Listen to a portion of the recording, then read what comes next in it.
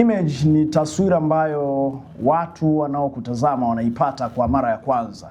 Kwa lugha nyingine tungesema ni first impression. Will Rogers anasema kwamba you cannot make first impression twice. Huwezi kutengeneza mkutano wa mara ya kwanza mara mbili.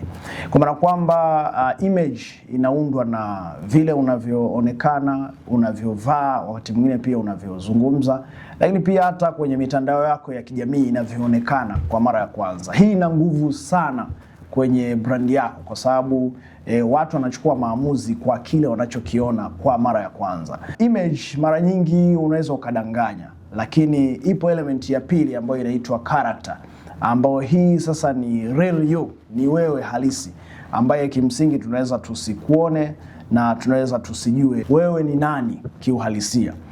Character kwa lugha nyingine tunasema ni vile unavyoweza kufanya ikiwa hakuna anayekuona. Na mara nyingi sana unaweza kukutana na mtu ambaye image yake ni kubwa lakini character yake ni ndogo. Umewahi kuona mtu mnamwalika labda ni kuimba au kufundisha, mlikuwa mna mtazamo mkubwa sana, lakini anafika kwenye tukio mnaanza kushangaa vile mlivyomtarajia sivyo alivyo. Maana yake ni nini? Maana yake ni kwamba image yake ni kubwa lakini character yake ni ndogo.